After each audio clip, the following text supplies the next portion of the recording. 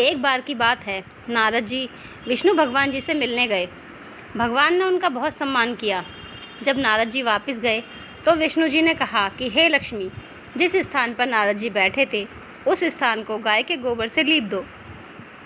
जब विष्णु जी यह बात कह रहे थे तब नारद जी बाहर ही खड़े थे। उन्होंने सब सुन लिया और वापस आ गए और विष्णु भगवान जी से पूछा कि हे भगवान, जब मैं आया था तो आपने मेरा खूब सम्मान किया, पर जब मैं जा रहा हूँ तो आपने लक्ष्मी जी से यह क्यों कहा कि जिस स्थान पर नारद बैठा था उस स्थान को गोबर से लीप दो।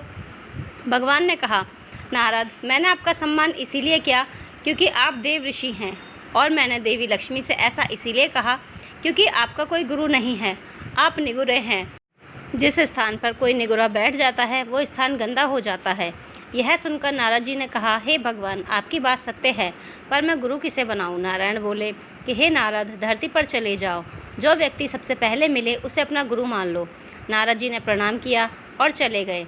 जब नारद जी धरती पर आए तो उन्हें सबसे पहले एक मछली पकड़ने वाला मछुआरा मिला।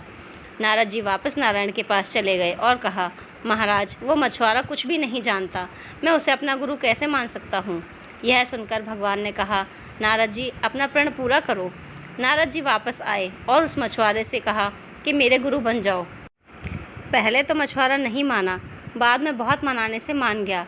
मछुआरे को राजी करने के बाद नारद जी लौटकर भगवान के पास गए और कहा, हे भगवान, मेरे गुरुजी को तो कुछ नहीं आता, वे मुझे क्या सिखाएंगे। यह सुनकर विष्णु जी को क्रोध आ गया और उन्होंने कहा, हे नारद, गुरु की निंदा करते हो, जाओ, मैं तुम्हें श्राप देता हूँ कि आपको 84 लाख योनियों में घूमना पड़ेगा। यह सुनकर नारद जी ने दोनों हाथ जोड़कर कहा, हे भगवान, इस श्राप से बचने का कोई उपाय भी बता दीजिए। भगवान नारायण ने कहा, इसका उपाय जाकर अपने गुरुदेव से पूछो।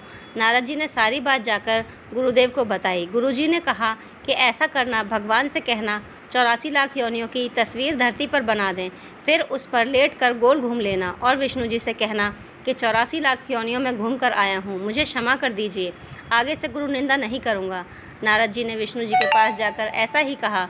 उन्होंने कहा कि 84 लाख योनियाँ धरती पर बना दो, और फिर उन पर लेट कर घूम लिए और कहा, नारायण, मुझे क्षमा कर दीजिए, आगे से कभी गुरु निंदा नहीं करूँगा। यह सुनकर विष्णु जी ने कहा, देखा, जिस गुरु की निंदा कर रहे थे उसी ने मेरे श्राप से बचा लिया। नारद जी, गुरु की महिमा अपरंपार है। गुरु गूंगे, गुरु बावरे, गुरु के रहिए दास, गुरु जो भेजे नरक को, स्वर्ग की रखिए आस। गुरु चाहे गूंगा हो, चाहे गुरु बावरा पागल हो, गुरु के हमेशा दास रहना चाहिए। गुरु यदि नरक को भेजे तब भी शिष्य को यह इच्छा रखनी चाहिए कि मुझे स्वर्ग प्राप्त होगा, अर्थात मेरा कल्याण ही होगा।